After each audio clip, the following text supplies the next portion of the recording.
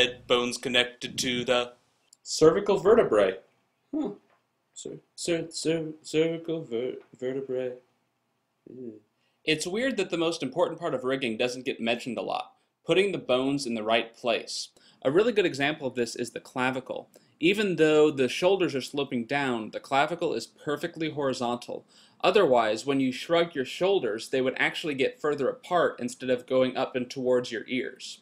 But hands down, the toughest piece of anatomy I've ever seen is a bird wing.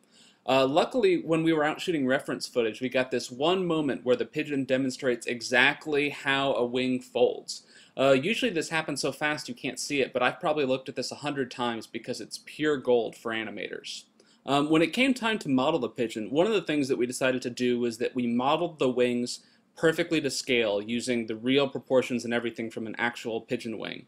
That let us use the real layout of the bones, especially this hidden shoulder bone in there that you'd never know about unless you researched the anatomy.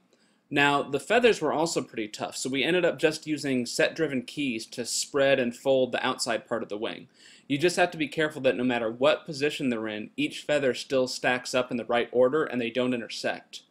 We also wanted to add some flexibility to the wing, so we ended up just doing that with blend shapes on each object.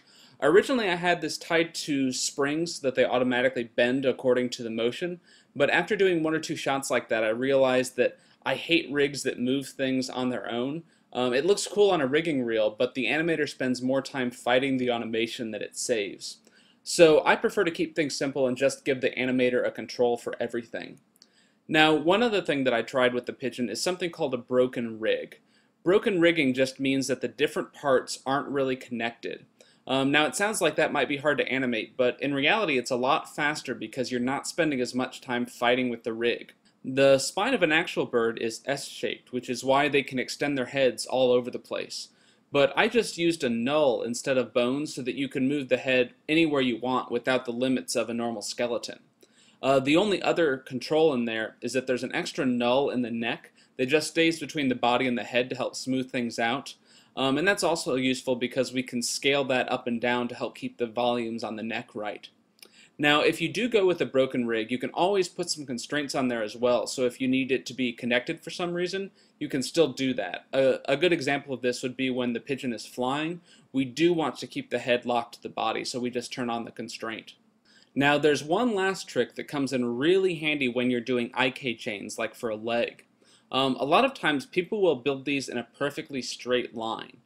But then you get this problem where the knee will start to snap as it goes back to its default pose. There's a bunch of different workarounds people have used for this, like soft IK, but a much easier solution is to just build the bones at an angle and use the IK limits to keep them from going straight.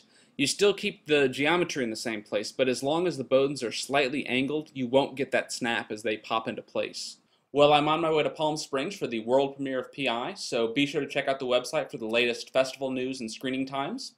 And I also want to thank FXPhD for sponsoring this episode. I just finished my XSI 202 course, but they're getting ready to announce the July '09 term, so be sure to check them out and see the new courses on July 1st.